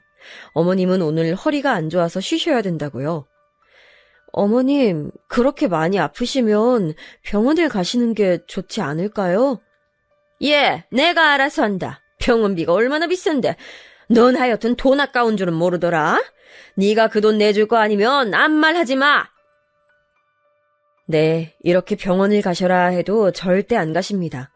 남편을 일찍 낳으셔서 올해 연세가 50대 중반이신데도 거의 산송장처럼 누워서 TV만 보고 계십니다. 그런데 주말마다 동네 친구분들이랑 여기저기 산책이며 등산이며 나가시는 거 보면 허리가 아프신 것도 아닌 것 같은데 말이죠. 근데 거기다 대고 어머니 꾀병 좀 그만 부리세요 할 수도 없는 노릇이고요. 물론 마음속으로야 100번도 1000번도 넘게 했죠. 아무튼 밥 먹고 먹은 것도 설거지하고 청소기까지 돌리고 나면 그제서야 이제 씻을 시간이 생깁니다. 대충 씻고 나오면 남편은 벌써 침대에 드러누워 핸드폰만 보고 있지만 전 빨래를 해야 돼요. 출근을 해야 하는데 입을 옷이 없거든요. 어머님이야 하루 종일 집에만 계시니까 옷이 없어도 불편한 줄 모르시고 아버님은 원래 옷 한 벌로 며칠씩 입으십니다. 남편이라도 하게 해야겠다 싶어서 며칠 빨래를 안 하고 버텨봤는데 남편은 그냥 어제 입었던 옷 그대로 입고 가더라고요. 그래서 목마른 사람이 우물 판다고 어쩔 수 없이 제가 빨래 담당이 되어버렸습니다. 집안일 얘기 시작하면 한도 끝도 없으니까 이 정도로만 설명할게요. 여기서 남편한테 왜 안 따져봤냐고 하실 분들 있겠죠? 남편한테 수도 없이 불만을 말해봤지만 소용없었습니다. 집안일 좀 도와달라고 하면 자기가 할 테니 그냥 놔두라고만 합니다. 진짜로 그냥 놔두면 아버님이 저한테만 뭐라고 하시는데도요. 그러다 하루는 저도 너무 폭발해서 이렇겐 불편해서 못 산다며 화를 냈습니다. 아니, 시부모님이랑 같이 살면 어머님이 집안일 도와주신다며 참견도 안 하신다며. 이게 뭐야. 아버님은 내 우편 택배물 뜯어보고 어머님은 나보고 취미활동도 하지 말라고 하고 맨날 돈 쓴다고 뭐라고 하고. 그리고 집안일 어쩔 거야. 내가 퇴근하고 와서 매일매일 집안일하는 거 당신 몰라? 알잖아. 나도 뼈가 사가. 피곤해서 일에 집중이 안 된다고. 야, 엄마가 아픈 걸 그럼 어떡하냐? 넌 어른이 아프다는데 굳이 시켜야겠냐? 그리고 네가 똑바로 하면 엄마 아빠가 굳이 참견을 하겠냐고. 너 하는 짓거리가 마음에 안 드는데 어른이 훈수 들 수도 있는 거지? 아니 해도 너무하잖아. 나 이렇게 못 살아. 저는 너무 화가 난 나머지 소리를 빽 질렀습니다. 남편은 저더러 못 살면 어떡할 거냐며 솔직히 본인 부모님 덕분에 우리가 대출도 안 받고 이렇게 따뜻한 집에서 살 수 있는 거 아니냐면서 오히려 저한테 썽을 냈습니다. 차라리 대출 받고 그거 갚으면서 살면 그 집이 나중에 내 집이 되기라도 하죠. 이거는 뭐 눈칫밥에 하녀 취급 당하는데 왜 이렇게 살아야 되는지 정말 갑갑했습니다. 그리고 시부모님께 생활비 드리는 거 생각하면 사실 대출이자보다 많은데 너무 손해라는 생각이 들었습니다. 근데 참 사람 마음이 이상한 게 그 후 남편이 며칠 달래주고 하니까 어쨌든 결혼 전에 5년간 시댁에서 살기로 한 저도 약속한 것이니 눈 딱 감고 5년만 참자고 다짐하게 되더라고요. 그렇게 수도승의 기분으로 매일매일을 버텼습니다. 남편과 약속한 5년은 생각보다 정말 길었습니다. 결혼하고 1년이 지났을 때부터는 집에 들어가기 싫다는 생각에 퇴근 시간이 다가올 때마다 심장이 쿵쿵거리고 숨이 턱턱 막혀왔습니다. 일부러 야근하고 늦게 들어갈까도 생각해봤지만 조금이라도 늦는 날에는 아버님의 집착 때문에 왜 늦었는지 회사에서의 일거수일투족을 보고해야 돼서 그게 싫어서라도 집에 일찍 들어가는 수밖에 없었습니다. 회사에서 회식이라도 하는 날에는 일주일 내내 어머님, 아버님을 달래드리느라 진이 빠졌습니다. 본인 아들은 저보다도 더 회식을 자주 하는데요. 결혼한 여자는 회식도 가면 안 되고 일찍 다녀야 되고 결혼한 여자한테 회식을 가자고 하는 회사가 미친 거랍니다. 그딴 회사 때려치우랍니다. 답답하고 속상한 마음에 친구들하고 만나서 하루 종일 수다 떨고 싶어도 저를 하루 종일 감시하는 시부모님 때문에 맘대로 친구들 만나러 나가지도 못했습니다. 너 오늘도 못 나와? 야, 네 얼굴 잊어버리겠어. 우리가 니네 시댁으로 가야 되냐? 어? 미안해. 다음에 만나자 꼭. 나도 너네 너무 보고 싶다. 늘 그렇듯 아쉽게 친구들과 통화로 섭섭한 기분을 달래고 하루를 마무리해야 했죠. 친구들은 니네 시댁 정말 이상하다며 욕하고 진심으로 걱정도 해줬지만 저로선 참을 수밖에 없었습니다. 그 5년이란 기간 때문에 말입니다. 물론 주말도 예외는 아니었어요.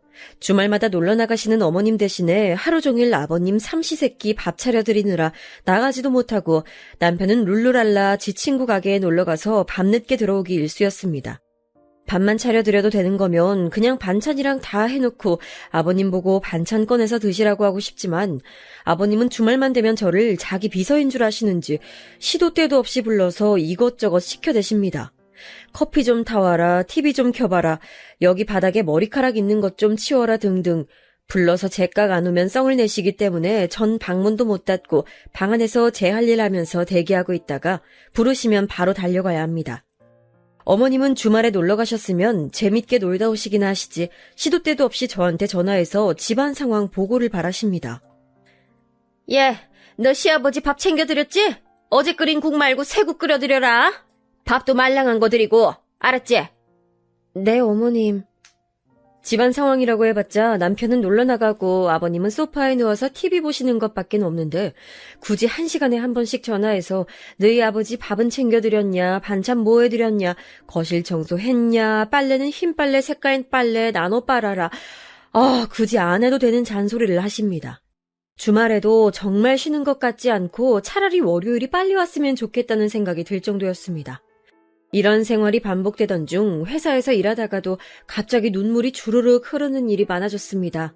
퇴근길에 지하철에서도 눈물이 흐르고 집에 가서 설거지를 하면서도 눈물이 흘렀습니다. 안 울고 싶은데 나도 모르게 눈물이 나오고 기분이 다운됐습니다. 지금 생각하면 아마도 이게 우울증이었던 것 같아요.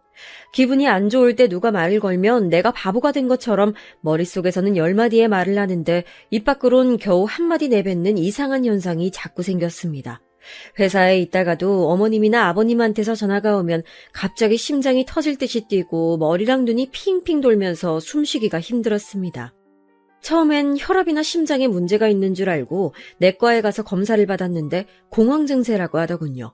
의사 선생님이 지금은 회사에 있을 때에만 증상이 나타나니까 그나마 다행인데 나중에 혼자 있을 때 증상이 나타나면 당장이라도 죽을 것 같은 느낌이 들 수 있다고 정신과를 추천해 주셨습니다.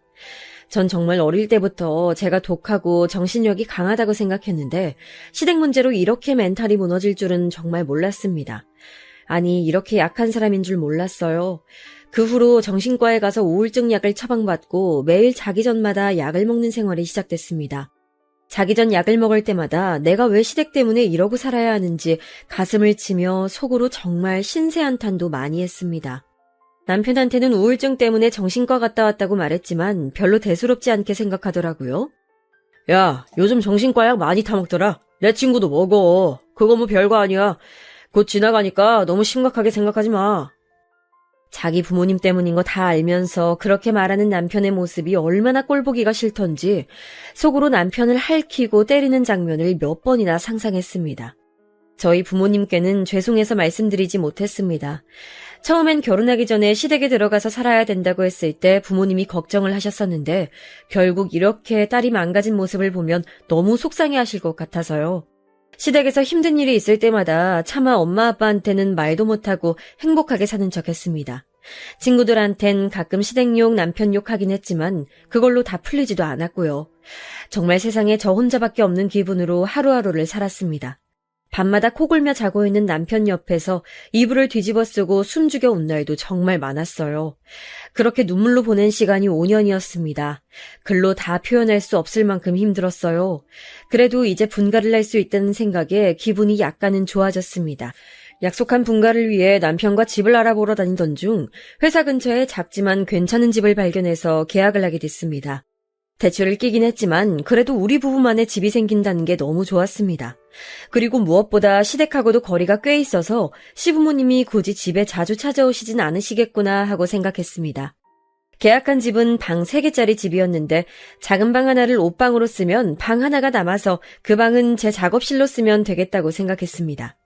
취미로 시작한 공예가 점점 발전해서 지금은 입소문으로 간간히 주문이 들어와 인터넷으로 판매하고 있었거든요. 어차피 주말마다 밖에 나가지도 못하다 보니 집에서 꾸준히 만들다가 나름 부업이 돼버렸습니다. 운이 좀 좋았던 것 같아요. 집을 계약한 후 남편과 집을 어떻게 꾸밀지에 대해서 얘기하고 있었습니다. 여보, 그 작은 방 하나 남잖아. 그거 내 작업실로 쓰면 어떨까? 작은 방? 작은 방이 왜 남아? 우리 안방이 침실이고 작은 방 하나는 옷방으로 쓸 거잖아. 그럼 나머지 방 하나는 어디에 쓸 건데? 근데 꼭 잠을 안방에서 자야 하나? 작은 방에서 자는 게 더 아늑하지 않나? 무슨 소리야. 그럼 안방은 어디에 쓰게? 아니, 뭐 어디든 쓰면 쓰겠지. 일단 뭐 급한 거 아니니까 천천히 생각해보자. 남편의 반응이 뭔가 탐탁지 않았지만 집 꾸미는데 관심이 없어서 그러겠거니 하고 넘어갔습니다. 이후 남편이 침실 문제에 대해서 더 이상 얘기하지 않길래 그냥 해본 말인 줄로 생각했습니다. 그래서 당연히 다른 사람들처럼 안방을 침실로 쓰는 줄 알았어요.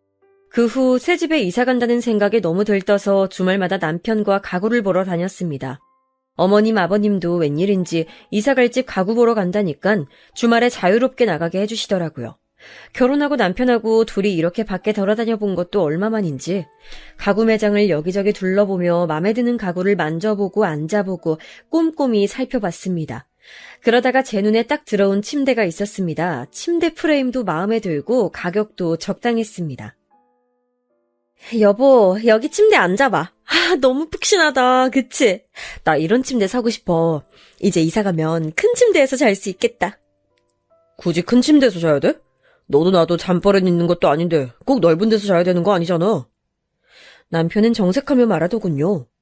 자꾸 넓은 침대 필요 없다며 작은 침대를 고집했습니다. 사실 시댁에서 살면서 좁은 방에 큰 침대를 놓을 수 없어 여태까지 원룸에서나 쓰는 작은 침대에 둘이 낑겨서 불편하게 잤거든요. 그래서 저는 이사 가면 침대는 꼭 퀸 사이즈 이상 쓰고 싶었습니다. 넓은 데서 자는 로망이 있었어요. 여름에 자다가 옆 사람과 살이다 뜨거움에 짜증이 나지 않는 그런 침대요. 하지만 남편은 이상하게도 다른 가구들은 별말 안 하면서 침대에 관해서는 예민하게 굴었습니다. 안방이 넓어서 큰 침대 들여놔도 충분히 공간이 남는데 굳이 작은 침대를 고집하더라고요. 남편 고집이 장난 아니어서 어쩔 수 없이 침대는 작은 걸로 구매했습니다. 넓은 침대에서 잘 수 있다는 생각에 들떠있던 마음이 한순간 식어버렸지만 그래도 새로운 집에서 새로운 가구들로 꾸밀 생각을 하니 금방 다시 기분이 좋아졌습니다. 여보, 근데 나 작은 방 작업실로 써도 되지? 아이, 그거 뭐 작업 얼마나 한다고 방 하나를 통째로 써. 그냥 거실에서 해. 무슨 거실에서 해. 방이 하나 남는데 왜 못 쓰게 해? 자꾸 일 버리지 마. 그냥 거실에서 상 하나 펴놓고 하면 되잖아. 작업실은 나중에 그걸로 월 200 이상 벌면 그때 얘기해. 남편의 말이 조금 서운했지만 그러려니 했습니다. 같이 사는 집인데 방 하나를 저 혼자 쓰는 것도 조금 이기적인가 하는 생각이 들어서요. 그리고 이게 주업도 아니고 부업이니까 남편 말대로 나중에 규모가 커지면 그때 다시 얘기해봐야겠다고 생각했습니다. 작업실 문제는 그렇다 치고 5년 만에 드디어 분가한다는 소식에 친구들과 가족들도 다들 축하해줬습니다.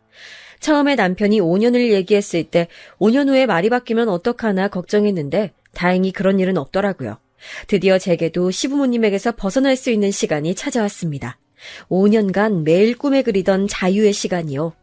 시간이 지나 드디어 새 집으로 이사하기 전날 침대를 제외한 다른 가구들이 모두 들어와서 남편과 함께 집안 곳곳을 둘러보고 청소를 하고 있었습니다. 집 평수가 크지 않아서 가구를 다 넣으면 진짜 좁아 보일 줄 알았는데 생각보다 넓어서 좋았어요. 솔직히 시댁에서 살 때는 방 하나에 저희 살림을 다 넣어야 되니까 너무 갑갑했거든요.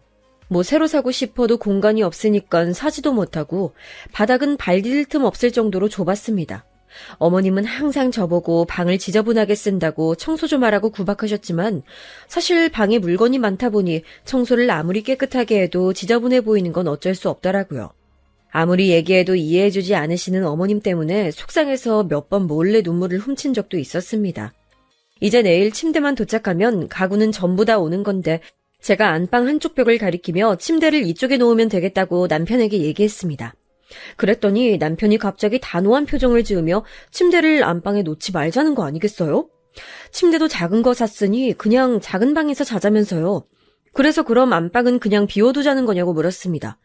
남편이 이렇게 대답하더군요. 안방은 우리 엄마 아빠가 쓰기로 했어. 저는 제가 잘못 들었나 싶어서 다시 물었습니다. 그게 무슨 소리야? 어차피 작은 방 2개 우리가 쓰면 원래 살던 집보다 넓게 쓰는 거잖아. 안방은 엄마 아빠가 쓰기로 했으니까 그렇게 알아. 남편은 강압적인 말투로 저한테 통보하더군요. 도대체 이게 무슨 소린가요? 어머님 아버님 집이 있는데 굳이 왜 여기에 사시냐고요. 남편에게 꼬치꼬치 물었더니 정말 황당한 소리를 하더라고요. 자가인 줄 알았던 시부모님 집이 사실은 월세였고 월세 계약 기간이 곧 만료되어서 나가야 된다고요. 월세 보증금 뺀 돈으로는 다른 집에 이사 가기엔 모자라서 우리 집으로 들어오신다네요. 2분이 사시는데 더 작은 월세집으로 이사 가면 되는 거 아니냐고 했더니 이렇게 말하더군요. 우리 아빠 이제 곧 정년퇴직하시면 집안에 돈 버는 사람이 없는데 월세를 어떻게 감당하냐? 아니, 그동안 모아둔 돈 있으실 거 아니야. 퇴직금은. 아빠 혼자 우리 식구 먹여 살린다고 모아둔 돈 없어. 그리고 퇴직금 있다고 그거 다 월세 내는데 꼬라박으면 되냐? 앞으로 몇십 년은 더 사실 텐데 그걸로 필요한 데 쓰셔야지. 저는 너무 화가 나서 소리쳤습니다. 여보! 5년 있다가 분가하기로 했잖아. 약속한 거 잊었어? 어머님 아버님 들어와서 사시는 거면 이게 어떻게 분가야? 그냥 집만 바뀌는 거잖아.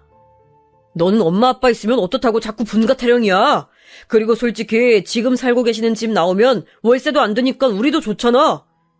월세는 아버님이 내고 계셨던 건데 우리랑 무슨 상관이야? 아, 당신 설마... 네, 설마 했던 일이 사실이었습니다. 남편은 그동안 시부모님께 생활비 드리는 걸로 모자라서 월세도 저 몰래 내주고 있었던 겁니다. 어쩐지 평소에 담배 피는 거 외에는 커피값도 아껴 쓰고 밥도 맨날 친구네 가게에 놀러가서 얻어먹고 그러길래 좀 알뜰한 스타일인가 보다 했는데 저 몰래 본인 용돈으로 월세 내느라고 그런 거였어요. 이거 정말 사기 아닌가요? 그러면서 자기는 알뜰하다고 생색내고 저보고는 취미재료 산다고 구박하고 그런 거였지 뭐예요? 진짜 뒤통수를 망치로 한 대 얻어맞은 느낌이었습니다. 게다가 자가인 줄 알았던 시부모님 집이 월세였다니요. 노후 대비가 이 정도로 안 돼 있으신 줄은 정말 몰랐습니다. 남편은 형제도 없이 외동아들이라 이제 남은 평생 시부모님 수발은 유일한 며느리인 제 몫임이 너무나도 분명했습니다. 너무 황당해서 말이 안 나오고 눈앞이 새까매졌어요. 그때 띵동 하고 초인종 울리는 소리가 들렸습니다. 누구세요? 예, 가구 배달입니다. 문을 열어보니 커다란 퀸사이즈 침대가 배달되어 집 안으로 들어오고 있었습니다. 저한텐 한마디 상의도 없이 부모님 침대를 새로 사서 저희 집으로 배달시킨 거였어요. 여보, 이러려고 우리 침대 작은 거 사자고 한 거야? 제가 화가 나서 남편에게 따지자 대답은 안 하고 방으로 피해버리더라고요. 정말 해도 너무한 거 아닌가요? 제가 그렇게 큰 침대 사자고 할 때는 박박 우기면서 못 사게 하더니 부모님 침대는 왜 큰 걸로 사서 우리 집으로 배달시키냐고요. 전 시부모님 들어와서 사시는 것도 지금 처음 알았는데요. 남편은 저보고 일단 침대만 안방에 미리 놔두고 아직 시댁 월세 계약이 한 달 남았으니까 나머지 가구들은 천천히 옮긴다고 했습니다. 전 너무 황당해서 소리쳤습니다. 당신 진짜 이럴 거야? 내 의견은 하나도 안 중요하구나. 야, 너 진짜 짜증나게 할래? 그럼 어쩌자는 거야? 불쌍한 우리 부모님 길바닥에 내앉게 하라는 거야, 뭐야? 아직 두 분 다 나이도 젊으신데 다른 일 하시면 되잖아. 너 진짜 너무한다. 우리 부모님이 우습지? 여태까지 부모님 집에서 산 거 고마운 줄도 모르고. 남편은 여차하면 물건이라도 집어던질 기세였습니다. 정말 TV에서나 보던 막장 스토리가 저한테도 일어날 줄 누가 알았겠나요? 제가 우울증 약 먹어가며 약속한 5년이 끝나기만을 기다렸던 그 시간들이 머리에 스쳐 지나갔습니다. 저의 5년은 도대체 누가 보상해주나요? 진짜 머리가 돌아버린다는 게 어떤 건지 그날 처음 알았습니다. 저는 진짜 너무 화가 난 나머지 뭐에 씌인 것처럼 정신이 확 돌아버렸습니다. 그 길로 전에 남편이 물건 수리하려고 사다 둔 공구함에서 망치를 꺼내들고 시댁으로 향했습니다. 남편은 망치를 든 저를 보더니 급하게 쫓아왔지만 전 망치를 가방에 숨기고 현관문을 쾅 닫아버린 후 택시를 타고 바로 시댁으로 출발했습니다. 시댁에 도착해서 비밀번호를 누르니 열리지 않더라고요. 그 사이에 남편이 시댁에 전화해서 비밀번호를 바꾸라고 했나 봅니다. 어머니, 문 여세요! 안에서는 아무런 인기척이 나지 않았습니다. 집에 계신 거 뻔히 알고 있는데 없는 척 하시더라고요. 어머니! 안에 계신 거 다 알아요! 빨리 문 여세요! 저는 문을 두드리며 계속 소리를 쳤습니다. 한동안 문 열라고 실랑이를 하다가 계속 열어주지 않자 그냥 복도 비상계단에 앉아서 무작정 기다렸습니다. 1시간 반쯤 지났을 때 밖에서 아무 소리도 들리지 않자 제가 간 줄 알았던 시어머니가 현관을 슬쩍 열었습니다. 저는 그 기회를 놓치지 않고 달려가서 문을 잡았습니다. 어머니, 집에 계시면서 왜 없는 척 하세요? 아니, 그게... 전 당황해서 버벅거리는 어머님을 밀치고 성큼성큼 집 안으로 들어갔습니다. 조용해서 어머님만 계신 줄 알았는데 아버님도 계시더라고요. 전 비장한 표정을 지으며 두 손을 가지런히 모으고 어머님 아버님께 고개를 숙였습니다. 어머님 아버님 안녕히 계세요. 그동안 감사했습니다. 아니지, 저한테 감사하셔야겠네요. 제가 5년 동안 종년 노릇 열심히 해왔잖아요. 제가 이혼할 거고로 이렇게 말하자 어머님이 소리를 지르셨습니다. 너 그게 무슨 말버릇이니? 맞잖아요. 제가 그간 이 집 청소 빨래 다 해드렸고 봐드렸으니 그게 종이죠. 거기다 어머니 아버지가 절 그렇게 대접하셨고요. 그런데요 어머님, 이제 새 집에서 아들이랑 같이 사시려면 제가 사드린 가구들은 필요 없으시겠네요. 이미 살림살이 다 갖춰놓은 집안에 몸만 들어가시면 되잖아요. 전 말이 끝나자마자 가방에서 망치를 꺼내 TV장을 내리쳤습니다. 평소에 망치질이라곤 해본 적도 없던 제가 전 먹던 힘까지 쥐어짜내서 있는 힘껏 내리치고 또 내리쳤습니다. 어머님과 아버님은 저보고 미쳤냐고 소리치며 제 양팔을 마구잡이로 붙잡았습니다. 저 안 미쳤고요. 어차피 제 돈으로 산 건데 제 마음대로 해도 되는 거잖아요. 안 그래요? 5년 동안 내가 이 집에서 마음대로 할 수 있었던 건 단 하나도 없었는데 이 정도는 해도 되잖아요. 저를 말리는 어머님 아버님과 몸싸움을 하며 팔이 닿는 대로 전부 부수고 또 부쉈습니다. 물건을 부수면서도 눈에서는 눈물이 하염없이 흘렀습니다. 눈앞이 뿌예서 잘 보이지 않아 그냥 보이는 대로 다 부쉈던 것 같아요. 그러던 중 현관문이 열리더니 남편이 집 안으로 들어왔습니다. 제가 연락을 안 받으니 불안했는지 시댁으로 찾아온 겁니다. 야, 너 미쳤어? 남편이 저한테 달려들었지만 전 아랑곳하지 않고 부엌으로 가서 식탁을 망치로 내리쳤습니다. 제가 미친 사람처럼 망치를 들고 날뛰니 막상 무서운지 적극적으로 말리지도 못하더라고요. 전 남편을 노려보며 말했습니다. 왜? 네 머리통도 내리쳐주리? 남편은 얼굴이 시뻘개져서는 어이가 없다는 표정으로 콧김만 내뿜었습니다. 전 이 상황에서 잘못을 빌기는커녕 뻔뻔하게 저한테 화를 내는 남편과 시부모님의 모습에 정말 치가 떨렸습니다. 다시 다른 가구들을 계속 부수고 있는데 시끄러운 소리에 찾아온 이웃들 때문에 어쩔 수 없이 망치질을 멈췄습니다. 전 그 길로 아무 말 없이 가방을 챙겨 집을 나와 친정으로 향했습니다. 택시를 타고 친정을 가는데 눈물이 하염없이 흘렀습니다. 내가 여태 5년 동안 고생한 건 도대체 무엇이었는가를 아무리 고민해봐도 답이 나오지 않았습니다. 부모님 속상하실까봐 여태 아무 말도 안 했는데 차라리 진작 말씀드렸으면 부모님이 먼저 나서서라도 이혼하라고 하셨지 않았을까 하는 생각이 들었습니다. 남편과 시부모님한테서 전화가 계속 오길래 휴대폰 전원을 꺼버리고 시뻘개진 눈으로 친정집에 도착하니 엄마 아빠가 놀라시더라고요. 엄마, 아빠. 아니, 너 이 시간에 무슨 일이야? 왜 울어? 네, 여기까지가 3일 전까지 있었던 일들입니다.